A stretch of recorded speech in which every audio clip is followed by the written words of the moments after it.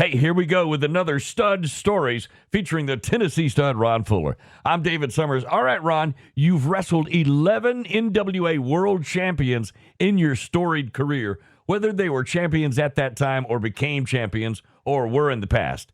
Last week, we talked about the late legendary Lou Thez. This week, it's former champion, the late Pat O'Connor. That's it. Just to take fans back again, because this is a chronological deal, this is the second of the 11 guys that I wrestled, and that's the way I've ordered this. I'm going to do them all in the order in which I actually got to wrestle them. Obviously, Lou Thez was probably the greatest NWA champion of all time, and the first. He beat a guy named Orville Brown, but he was the guy that really kept the title for the first long period of time of Lou Thez. And then Lou Thez lost it to a guy named Dick Hutton. And Dick Hutton lost it to the guy that we're going to talk about in this episode. And as you mentioned, I wrestled 11 of these world champions. They weren't all world champions when I wrestled them, but they had been champion or they were going to be champion when I wrestled them. So I feel comfortable with saying I wrestled these world champions. And so this one is the second of the guys that he was Actually, I guess if you count Orville Brown and you count Dick Hutton, he was the fourth National Wrestling Alliance World Heavyweight Champion. His name was Patrick John O'Connor. He was born on August the 22nd in 1924 in Ratihi, New Zealand. And he's one of the few NWA champions that's not born in America. There are going to be a few of them. In fact, I'm going to end up wrestling at least 3 of them that weren't Americans. But Pat was, obviously, he was the farthest away from America of all of the NWA champions, being from New Zealand.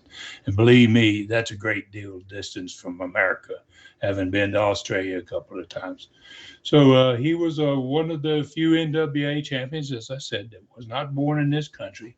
He had a tremendous amateur background, and obviously that amateur background set the stage for his future.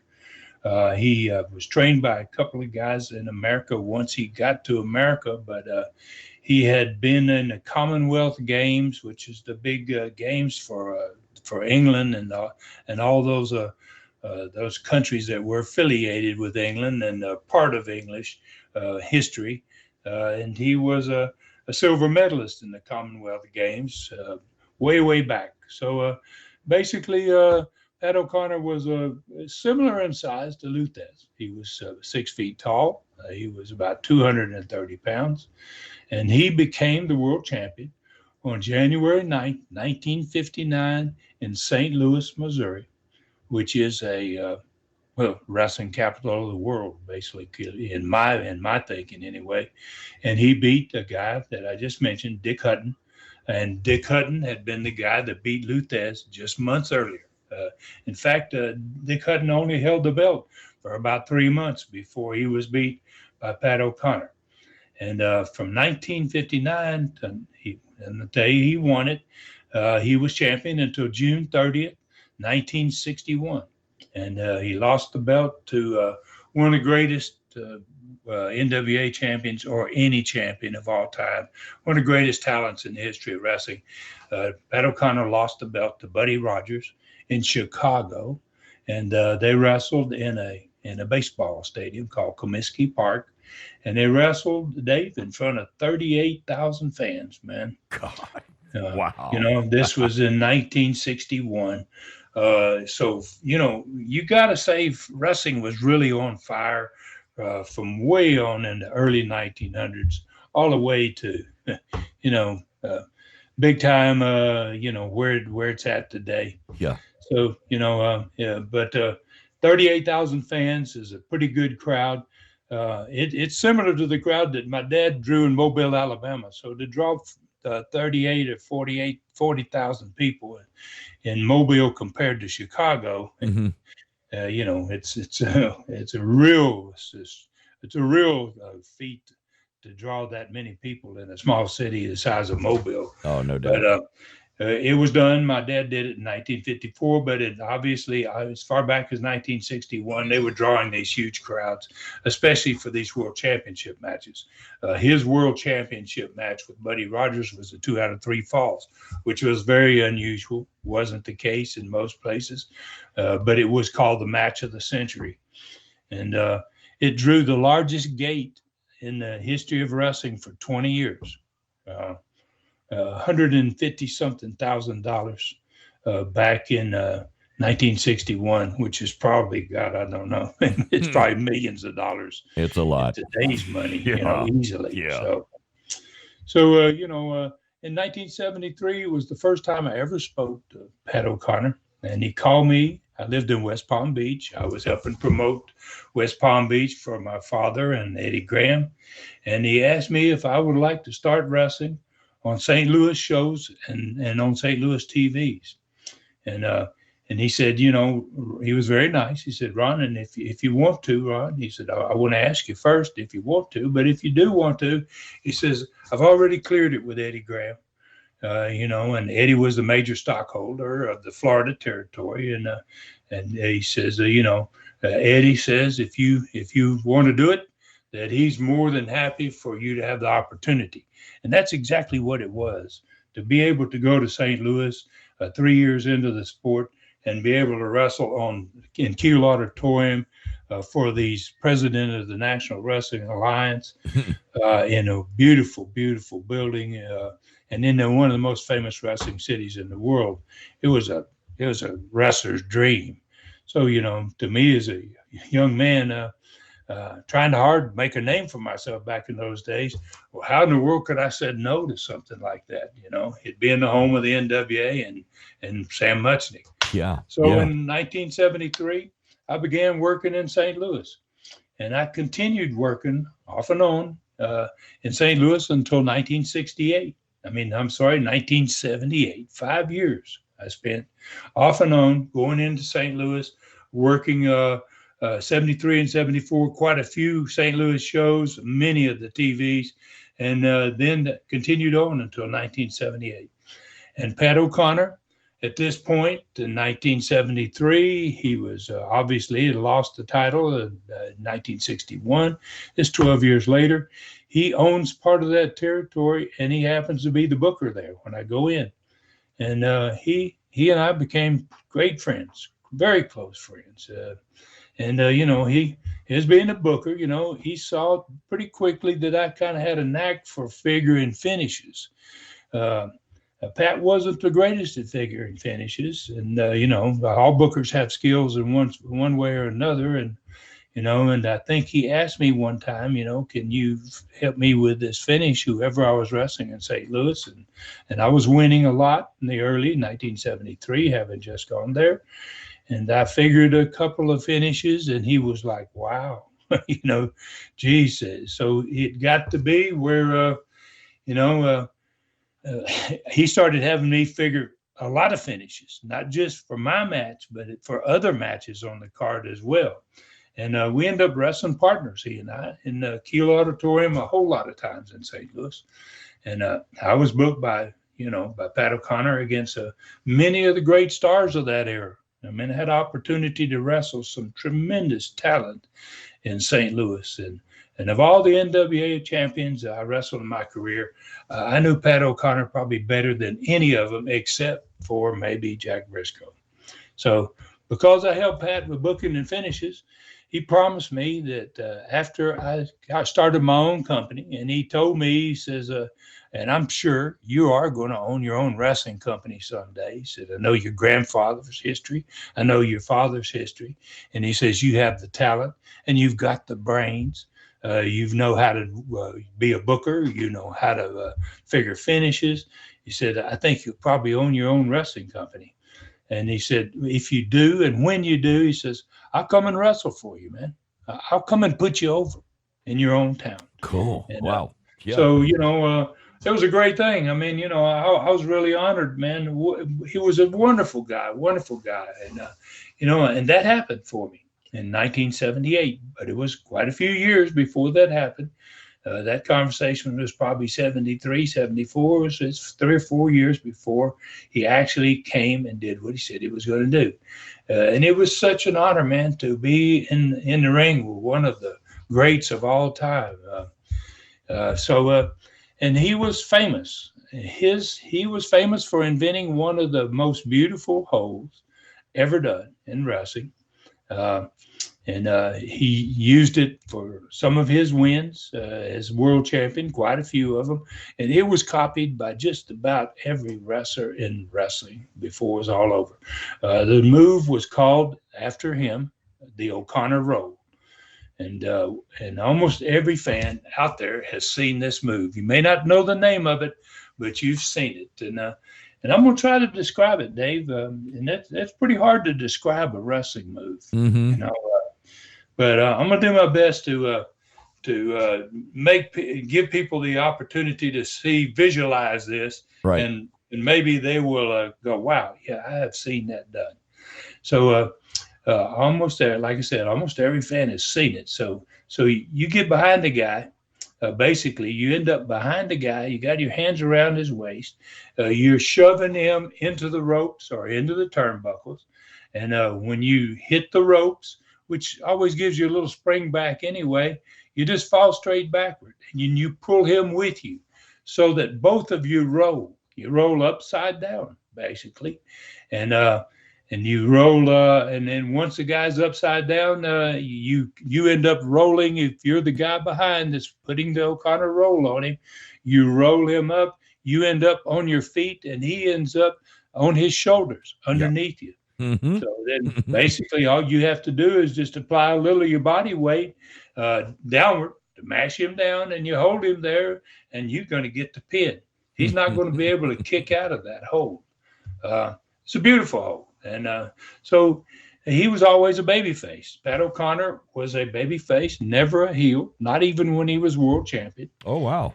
He went around the country as a babyface champion. That's why he ended up wrestling guys like Buddy Rogers, big-time heels, Johnny Valentine, a lot of the great heels way back in the day.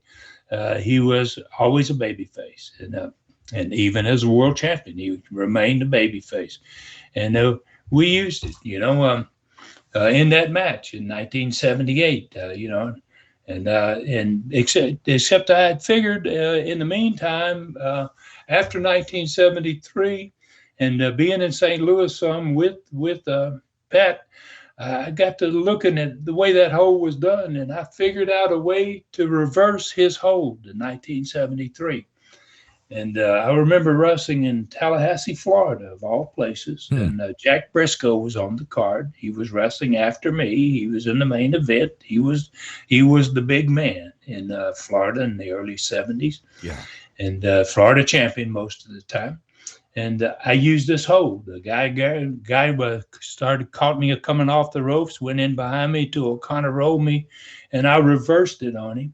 And when I got back in the dressing room, I pinned him, and I got back in the dressing room. Jack went crazy, man. He says, "You got to show that to me right now. How did you do that?" So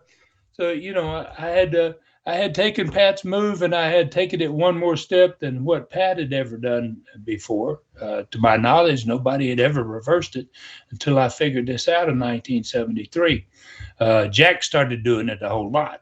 I mean, he loved that move, and he started doing it on a lot of finishes. And when Jack started doing it, I quit because, you didn't want to use a guy's finish. And I kind of let Jack just have that finish because he loved it so much. And he was going to go on to become the world champion about a year later. Yeah. And I wasn't aware of it, nor was Jack. But I'm sure he used it a whole lot after he became world champion. So Pat came to town, came finally to Southeastern to wrestle for me. And I wrestled against him. I didn't want to book him against anybody else. And he wouldn't have had me book him against anybody else. He wanted to let me beat a world champion in my own promotion. And wow, I really appreciate a guy that's got that type of mindset, man. It shows what a pro he really was.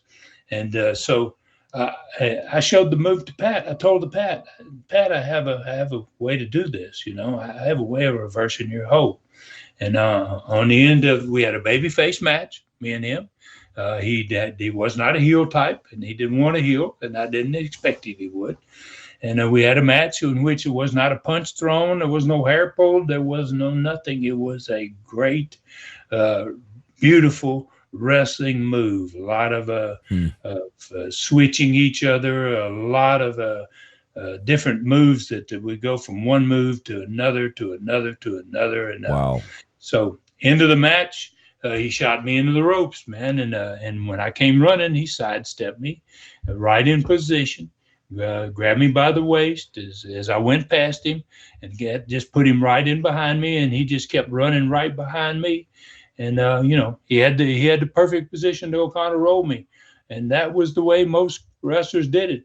But I had this reversal. So as we were both running together toward the ropes, I reached back with my left hand and I ran it inside of his left leg, and I clamped down on it. And when I did, it automatically just swung me around in a circle, and all of a sudden I'm behind him.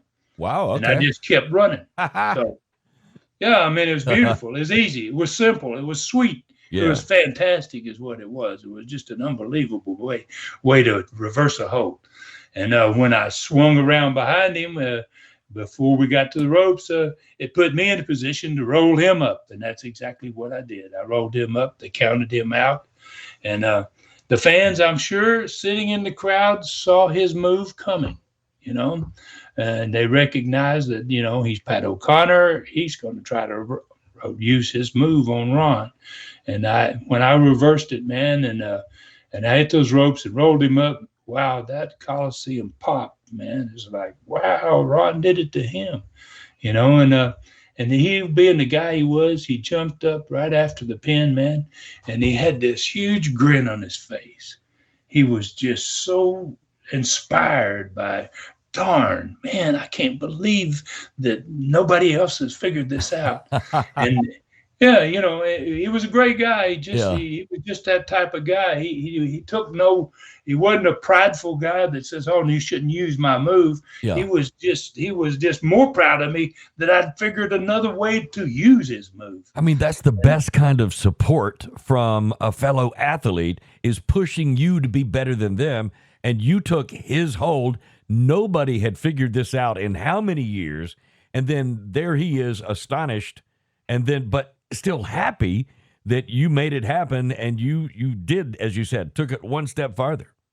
Yeah, and it was actually more than 20 years later. I mean, he lost his championship in '61, but he had been using that O'Connor roll since the 50s. Yeah, yeah. So, this was 1978, and that's a long time later, man, that he finally sees somebody do something different with his hold.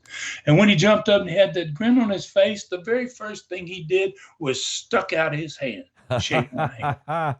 and that crowd had another pop when I shook hands with him, and he had that grin on his face. I don't know that they could figure out what he was grinning about, but they saw that great scientific match. They saw that beautiful finish that they had never seen before, and they just that building exploded, man. It was big time. It was one of the most memorable moments I ever had in my career. I mean, I actually beat an NWA champion with his own move, right? Yeah. I mean, that was just, it made it a tremendous moment for me. And Pat, being the guy he was, it made it a tremendous moment for him as well. In fact, he spent that night with me, my home in Knoxville. I wasn't married at the time, and I said, "Gee, I got a couple of bedrooms. Come on, Pat, you're going home with me."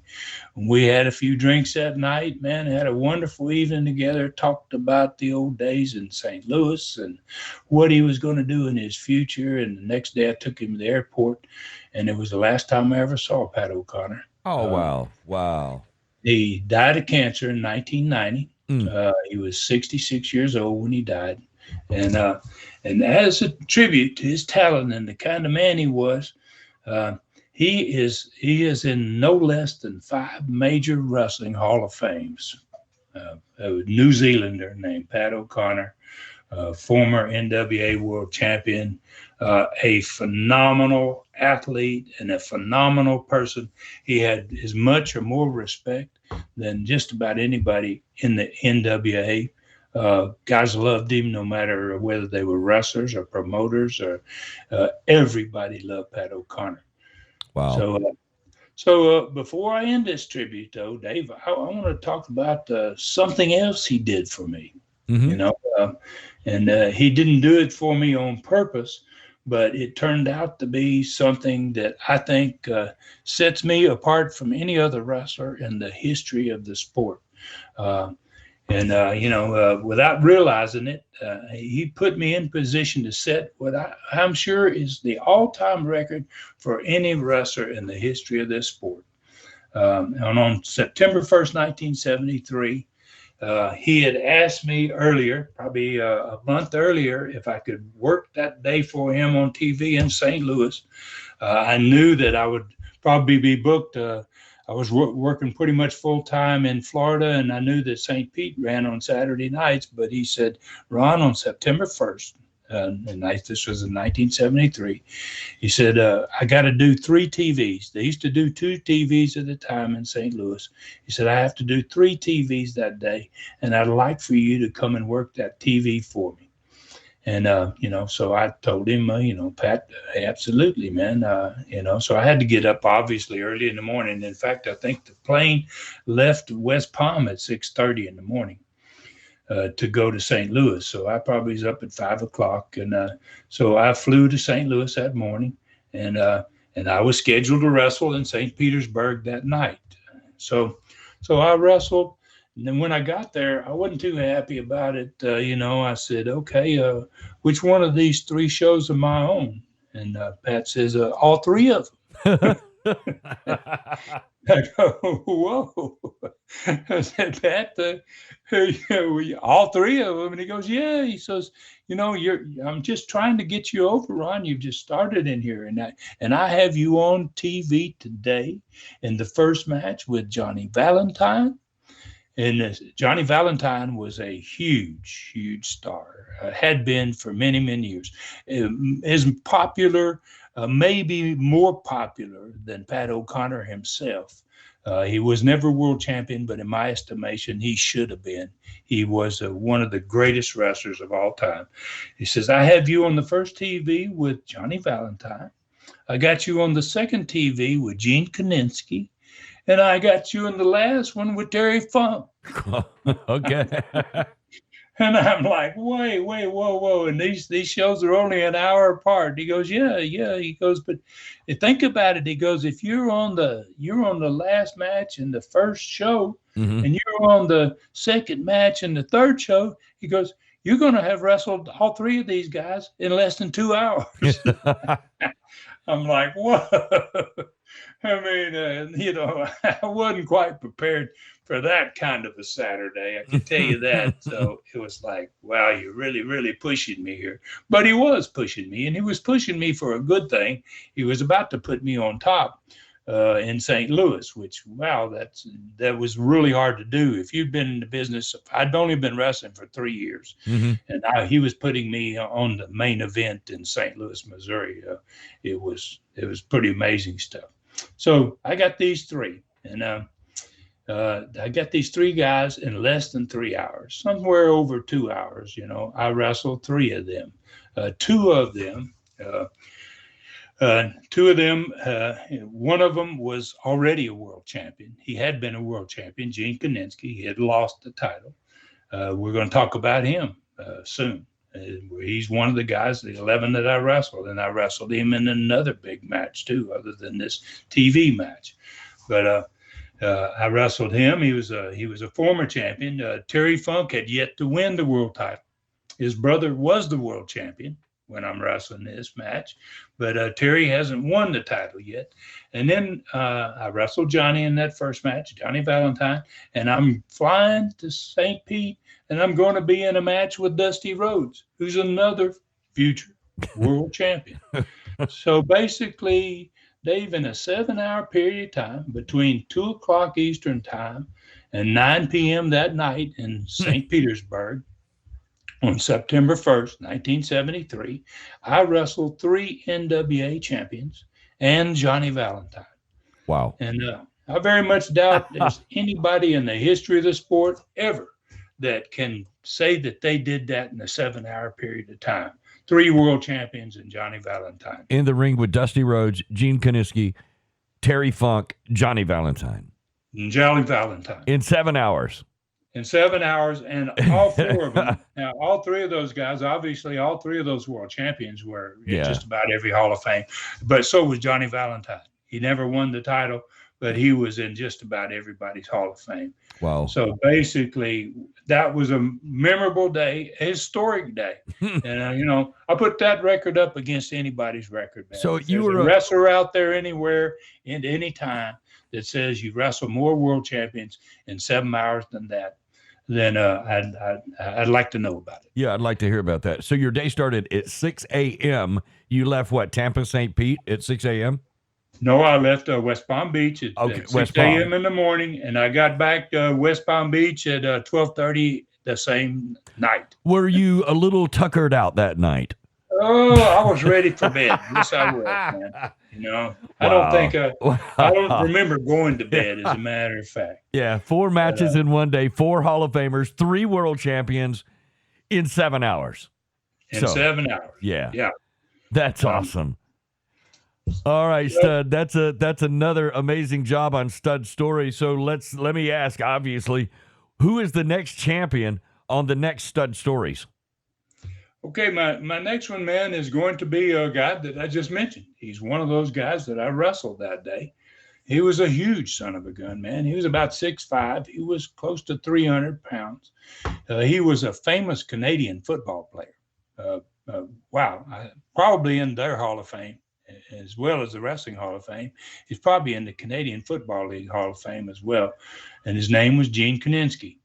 And his story, man, is just as fascinating as the Luthez story and as this Pat O'Connor story, the ones that we've already talked about. And I look forward to it.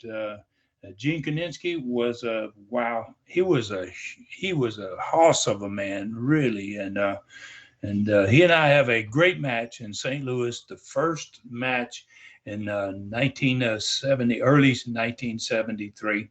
The town used to close down in the summer in St. Louis because Sam Mutzik was a huge baseball fan, and he didn't want to rival with the St. Louis Cardinals. He didn't want to run matches on any night that the Cardinals might be in town. So he closed his business every May and didn't open up until late September. Wow. So first match show of 1973, when St. Louis's wrestling season started, basically, I wrestled Gene Kiniski for the Missouri Heavyweight Championship. That'll be in a little bit of the next one. And I just want to thank everybody out there that's been listening to these. I know I've had a lot of listeners. It's been a pretty interesting, and it's been a lot of people that have gone and listened to this you can find it obviously on Southeastern Rewind on YouTube. And there's been a lot of activity with this, and I'm going to do all 11 of these world champions that I have wrestled. I've finished with 2 of them now. Gene Kiniski is going to be next, and I hope you enjoy it, and I hope you listen to the next one. Absolutely, don't miss it. Don't forget, subscribe. Set up for the notifications. You ring the bell, we'll ring your bell when something new happens on Southeastern Rewind, and you won't miss a thing. There you have it. It's another Stud Stories.